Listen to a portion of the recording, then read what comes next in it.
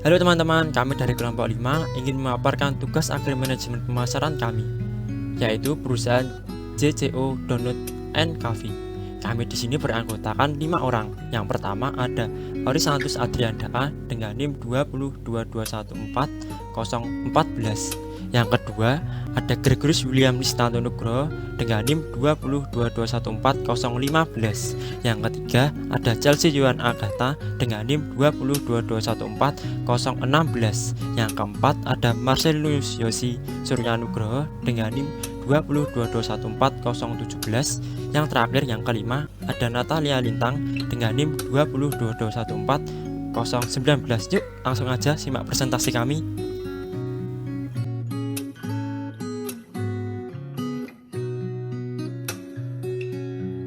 Sejarah singkat mengenai brand Jeko. PT Jeko Donut & Coffee didirikan oleh Johnny Andrean yang sebelumnya terkenal sebagai pengusaha salon yang sukses. Tak kurang dari 168 jaringan salon dan 41 sekolah salon telah dimilikinya. Namun, insting sang penata rambut tersebut kemudian membawanya terjun ke bisnis makanan. Ide untuk mendirikan Jeko Donut & Coffee berawal dari kebiasaan Johnny yang sering melakukan perjalanan bisnis ke Amerika Serikat. Johnny memiliki kegemaran mencicipi berbagai donat khas Amerika. Dari kegemarannya tersebut, Johnny mulai terinspirasi untuk memulai bisnis donat khas Amerika. Dari ide bisnis donat tersebut, awalnya Johnny berniat untuk menjalin kerjasama dengan waralaba donat asli Amerika. Namun ternyata harapan tersebut tak jadi diwujudkan karena adanya keterbatasan seputar varian produk dan proses pemantauan kualitas. Akhirnya, Johnny Andrean memutuskan untuk memulai bisnis donatnya secara independen, yang saat ini kita kenal dengan Jeko Donut & Coffee. Sejak tahun 2003, Johnny aktif mengembangkan Jeko Donut & Coffee. Jeko Donut & Coffee adalah produk dalam negeri dengan menggunakan konsep dari luar negeri dan disempurnakan dengan modernisasi dan kualitas terbaik. Sesuai dengan namanya, Jeko Donut & Coffee mempunyai produk makanan berupa donat dan produk minuman berupa kopi atau teh yang panas maupun yang dingin.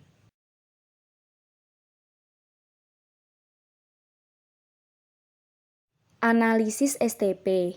Jadi, untuk memasarkan produknya agar sampai di tangan konsumen, Jeko menerapkan yang pertama ada segmentasi geografi. Segmentasi geografi adalah pembagian pasar berdasarkan letak geografi seperti negara, wilayah, kota, dan desa. Daerah geografi yang dipandang potensial dan menguntungkan akan menjadi target operasi perusahaan. Berdasarkan pengamatan saya dan informasi yang saya dapat, kita bisa melihat bahwa Jeko saat ini tidak hanya ada di Indonesia, melainkan juga meluas di berbagai negara seperti Malaysia, Singapura, Filipina, Australia, dan lain-lain. Hal ini membuat Jeko Donuts & Coffee dapat go internasional untuk memperluas pasar. Target market difokuskan pada wilayah urban atau wilayah perkotaan. Kedua, ada segmentasi demografi. Segmentasi demografi adalah segmentasi pasar yang dibagi menjadi beberapa kelompok berdasarkan pembagian usia, jenis kelamin, penghasilan, tingkat, pendidikan, dan lain sebagainya. Jeko Donut & Coffee lebih menempatkan sasaran kepada semua kalangan, khususnya remaja, mahasiswa. Jeko Donut & Coffee memiliki banyak peminat dengan konsumen rata-rata berumur kisaran 18-45 tahun, di mana para konsumen memiliki antusias yang tinggi terhadap berbagai macam makanan-makanan ringan yang ada di Jeko Donut & Coffee seperti donat, cake, kopi, ice cream, latte, dan teh.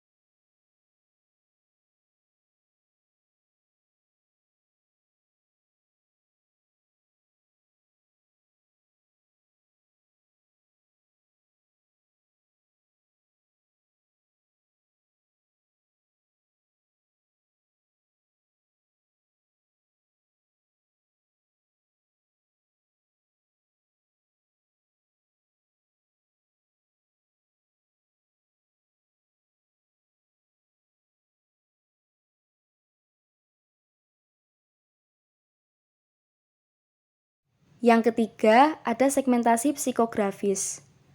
Apa itu segmentasi psikografis? Segmentasi psikografis adalah pengelompokan pasar berdasarkan kepribadian konsumen. Misalnya, bagaimana ciri dan kepribadian mereka, bagaimana gaya hidup mereka, hingga kelas sosialnya. Target yang dituju Jeko adalah para kaum muda yang lebih suka menghabiskan waktunya dengan menongkrong sembari menikmati hidangan makanan ringan atau cenderung praktis, mudah didapatkan, dan memiliki tempat yang nyaman dan bersih. Jeko Donut and Coffee hadir dan dapat memenuhi opsi tersebut. Yang keempat, ada segmentasi perilaku. Konsumen sudah terbiasa menikmati makanan-makanan ringan seperti Jeko, donat, atau Jekol karena memiliki rasa yang khas, beraneka ragam. Sehingga membuat konsumen sulit untuk melirik produk merek lain karena sudah terbiasa menikmati produk yang ada di Jeko Donut and Coffee.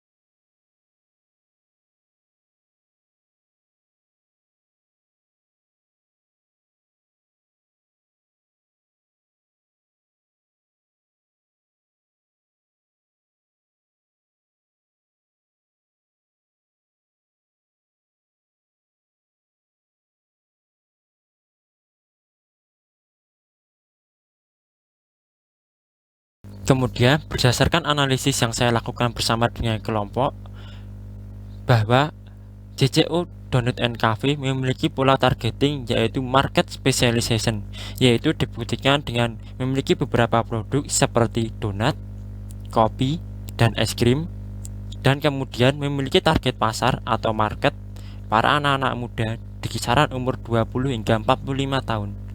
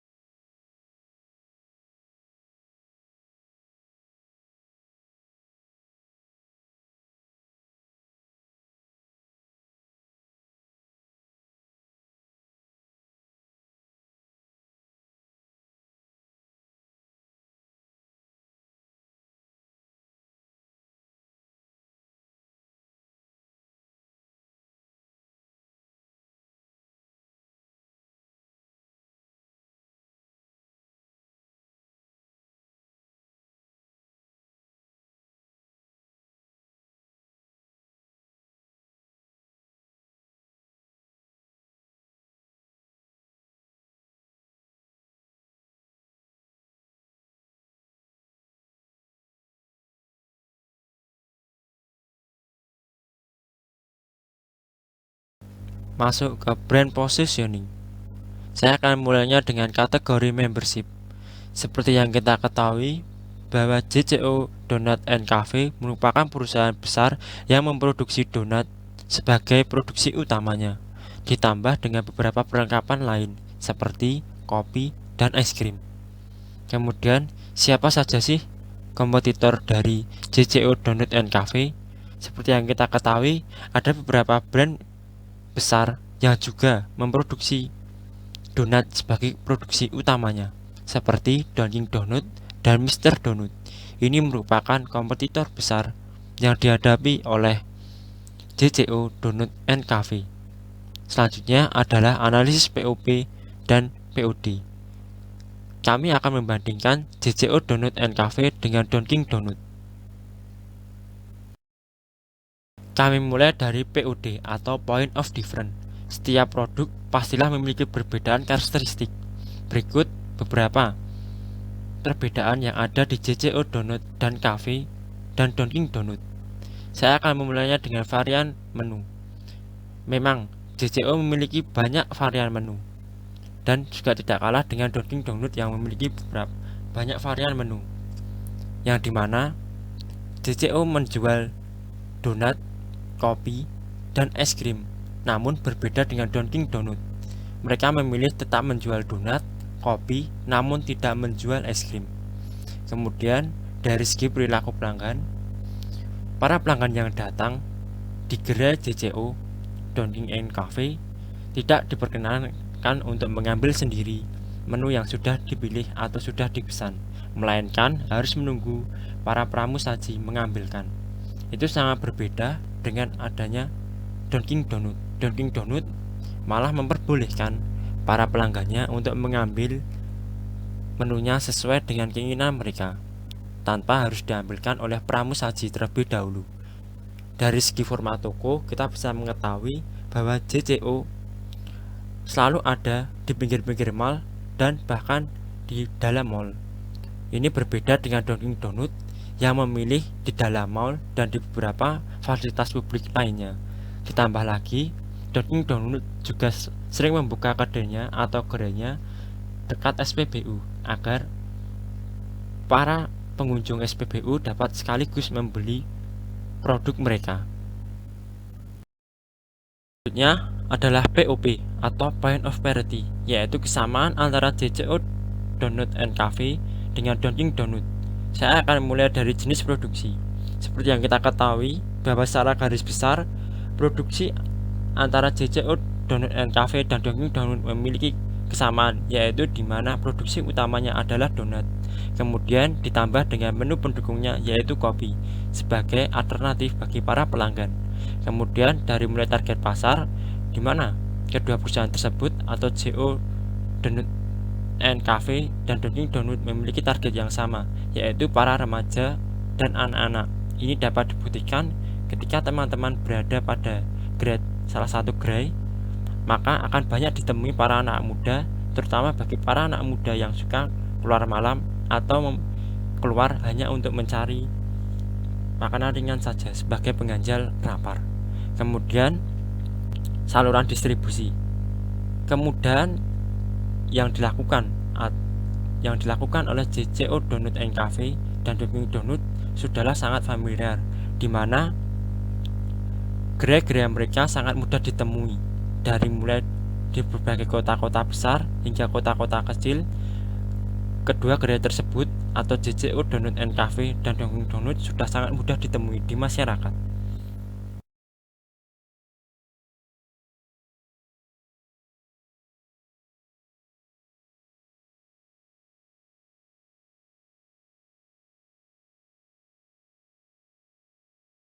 Brand mantra Jeko and Coffee, yaitu ada Sharing the Jeko Way.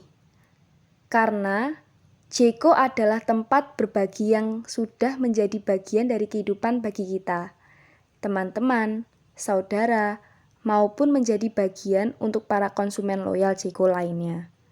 Karena dimanapun Jeko berada, disitulah tempat kita akan berbagi kebersamaan. Hal itu membuat para konsumen yang ingin menikmati waktu kebersamaan dan mencari tempat yang nyaman akan memilih Jeko. Nah, bagaimana penetapan harganya dibanding kompetitornya? Dan juga bagaimana penjelasan tentang penetapan harga tersebut dalam hubungannya dengan target pasar? Perusahaan Jeko Donut and Coffee dalam menawarkan produk mereka kepada konsumen ditetapkan harga yang cukup terjangkau bagi orang-orang menengah ke atas atau segmentasi high class. Sebuah sumber pernah melakukan observasi langsung pada konsumen bahwa perusahaan Jeko lebih murah dari kompetitor lainnya seperti Dunkin' Donuts, Donat Madu, dan sejenisnya. Jeko and Coffee segmentasi utamanya adalah kalangan anak muda, sehingga Jeko and Coffee sebisa mungkin menetapkan harga yang jauh lebih murah untuk menarik target pasar, sehingga konsumen menjadi tertarik. Target yang sudah diraih ini rata-rata diminati oleh para mahasiswa atau para pekerja yang sengaja membeli di Jeko and Coffee ini, dibanding produk lainnya untuk sekedar berbincang santai atau membahas sambil menikmati donat atau kopi dengan teman-teman atau rekan bisnis mereka. Nah, bagaimana strategi produk yang ada di Jeko and Coffee? Pada bagian ini, Jeko and Coffee melihat serta mencermati segmentasi pasar terhadap produk yang ditawarkan. Jeko banyak menawarkan ragam produk dan juga melakukan pembuatan produk dengan varian rasa baru. Dengan ini, customer Jeko tidak akan merasa bosan dengan produk Jeko yang ditawarkan. Menurut konsumen, jika Jeko ada penambahan varian rasa atau penambahan produk sesuai dengan kebutuhan Jeko, seperti penambahan varian rasa baru pada kopinya, atau rasa renyah tekstur donatnya, atau mungkin macam varian campuran mix dari dua rasa. Dari hal-hal inilah membuat para peminatnya semakin tertarik. Selanjutnya adalah hierarki manfaat pelanggan. Yang pertama adalah manfaat inti. Dalam produk Jeko & Coffee ini, pada dasarnya untuk mengganjal rasa lapar dan minum, menjadikan makanan alternatif atau makanan ringan, meningkatkan mood, dan menambah stamina. Nah, dari sini produk-produk Jeko & Coffee ini membuat perkembangan varian rasa yang berbeda-beda. Karena setiap orang pasti memiliki rasa makanan atau minuman yang berbeda. Dari situlah Jeko Donuts & Coffee ini belajar manakah yang sedang diminati konsumen, sehingga banyak yang minat untuk membelinya dengan harga yang bervarian. Kemudian selanjutnya produk dasar. Produk Jeko & Coffee merupakan makanan dan minuman ringan sebagai alternatif pengganjal perut. Karena pada saat awal sejarahnya Jeko Coffee ini hanyalah sebuah gerai yang menjual makan dan minuman ringan sebagai pengganjal perut. Kemudian hari demi hari semakin adanya perkembangan dari segi rasa, varian, bentuk dan kemasan lainnya. Kemudian yang ketiga, produk tambahan. Jeko & Coffee selalu memberikan varian rasa baru untuk donat dan kopinya, agar pelanggan tidak bosan, serta Jeko & Coffee memberikan keluasan dalam pembuatan makanan dan minumannya. Nah, pada bagian ini sangat berperan penting untuk mempertahankan target pasar, di mana jika varian rasa itu saja, pasti konsumen akan merasa bosan dan mungkin hal terparahnya yang akan dihadapi, mereka akan mencari produk lain dengan varian rasa baru. Dengan demikian, hal itu sangat penting di saat menjual sebuah produk makanan dan minuman. Selanjutnya yang keempat, produk yang diharapkan. Tekstur makanannya lembut dan renyah, variannya bermacam-macam, memberikan promo untuk pelanggannya, serta dalam pada bungkus makanan dan minuman yang unik. Mungkin teman-teman bertanya, kenapa tekstur sebuah makanan jadi penting? Nah, di saat kita menjual sebuah produk makanan atau minuman, penilaian konsumen salah satunya adalah rasa dan tekstur. Tekstur inilah berperan penting untuk menentukan apakah pelanggan itu menyukai rasa dan teksturnya dan akan membeli kembali, atau malah sebaliknya, tidak menyukai itu semua. Maka dari itu, perlu dikembangkan lagi dari segi tekstur dan rasa yang harus disesuaikan dengan lidah konsumen yang ada di Indonesia ini. Yang kelima adalah produk potensial. Jeko & Coffee memperbanyak rasa untuk memenuhi kebutuhan dan mewujudkan keinginan konsumen, serta gerai sudah tersebar dan dapat dijangkau penikmat atau pelanggan. Nah, dari sini Jeko Coffee berusaha untuk terus menggait para pelanggannya agar tidak terlepas dari penikmat setianya. Maka dari itu, perlu ada terobosan-terobosan baru yang perlu dilakukan untuk menambah pelanggan baru. Selanjutnya, yang keenam yaitu diferensiasi. Dalam pembelian donat di Jeko & Coffee ini, pelanggan tidak bisa memilih donat atau mengambil secara langsung. Hal ini berbeda dengan pesaing rivalnya seperti Dunkin Donuts yang harus mengambil sendiri makanan yang akan dibelinya. Hal ini membuat salah satu ciri khas perbedaan yang ada di Jeko Donuts & Coffee. Co-branding merupakan suatu bentuk kerjasama antara dua brand atau lebih untuk bersama-sama menggunakan kekuatan dari setiap brand, upaya meningkatkan setiap produk yang ada pada brand masing-masing. Nah, kali ini juga Jeko menerapkan co-branding, yaitu dengan melaksanakan Jekoran. Jekoran merupakan event tahunan Jeko Donuts yang diselenggarakan bersama-sama dengan brand air mineral seperti Cleo, Pocari Sweat, dan Washington Apple. Maka dari itu, event co-branding yang dilaksanakan oleh Jeko tidak hanya menguntungkan satu pihak, melainkan brand yang memiliki kerjasama dengan Jeko tersebut. Karena secara tidak langsung, konsumen akan mengenali produk-produk lain dan membeli produk dari brand lain, seperti membeli air mineral, Pocari Sweat, atau Washington Apple. Melalui acara Jekoran yang dilaksanakan oleh Jeko ini bersama dengan brand-brand yang lain seperti air mineral, Cleo, Pocari Sweat, dan Washington Apple, Jeko juga ikut mempromosikan brand lain dan meningkatkan produk brand baik dari Jeko sendiri maupun brand yang bekerja sama dengan Jeko, yaitu Cleo, Pocari Sweat, dan Washington Apple. Platform yang digunakan.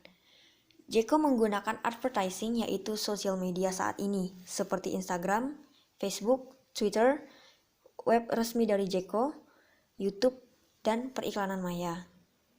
Saat ini, media sudah sangat canggih, sehingga ini adalah kesempatan brand untuk memasarkan atau mempromosikan produk yang mereka miliki. Nah, salah satu contoh Jeko memasarkan produknya melalui Instagram. Kenapa melalui Instagram? Karena pada platform ini banyak sekali pengguna Instagram yang memiliki akun Instagram, sehingga tidak jarang brand-brand besar memasarkan atau mengiklankan produknya melalui iklan di Instagram, agar dapat menarik perhatian audiens yang berada di Instagram. Kemudian, Jeko juga melakukan iklan di bioskop. Kenapa melalui bioskop? Karena bioskop memiliki banyak audiens seperti anak-anak dan orang tua, dan banyak kalangan-kalangan anak muda, sehingga sesuai dengan target yang dituju oleh Jeko itu sendiri. Pada tahap ini yaitu strategi distribusi. Apa itu strategi distribusi? Strategi distribusi merupakan suatu bagian dari strategi pemasaran yang berkaitan dengan usaha produsen supaya produk yang disampaikan oleh produsen dapat sampai pada pelanggan atau konsumen. Nah, pada strategi ini, Jeko menggunakan metode brand activation. Apa itu brand activation? Brand activation merupakan suatu bentuk kegiatan produsen yang mempromosikan produknya dengan konsumen secara lebih dekat melalui kegiatan akan merek yang disampaikan atau dipromosikan agar dapat menarik perhatian pelanggan. Kemudian, salah satu contohnya yaitu Open Kitchen yang telah dilakukan oleh Jeko untuk memasarkan produknya.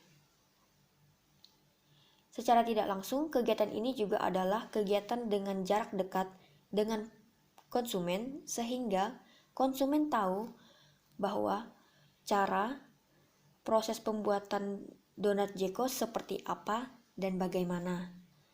Strategi ini berhasil menciptakan word of mouth dan menuai publisitas karena dari sisi tampilan outlet Jeko mencoba menuansa internasional yaitu Open Kitchen ini. Untuk distributor, agen, dan retail, Jeko tidak menggunakan metode tersebut karena Jeko memberikan produknya langsung kepada pelanggan tanpa perantara sehingga polanya yaitu produsen ke konsumen. Untuk penutupnya, dapat disimpulkan bahwa perusahaan Jeko Donuts and Coffee yaitu merupakan gerai makanan dan minuman yang memiliki banyak varian rasa yang dimana sudah dikenal masyarakat. Ini dibuktikan dengan banyaknya gerai yang sudah dibuka dan memiliki strategi pemasaran yang bagus. Jeko Donuts and Coffee ini memiliki target segmentasi, utamanya adalah semua kalangan, terutama anak muda yang memberi varian rasa baru untuk donat dan kopinya, agar pelanggan tidak bosan. Serta Jeko and Coffee ini memberikan keluasan dalam pembuatan makanan dan minumannya. Kemudian, sarannya dari kelompok kami yaitu Jeko and Coffee memperbanyak rasa untuk memenuhi dan mewujudkan keinginan konsumen, serta gerai lebih disebar agar dijangkau penikmatnya atau pelanggan setianya. Sekian dari kelompok kami. Kami ucapkan terima kasih dan sampai jumpa.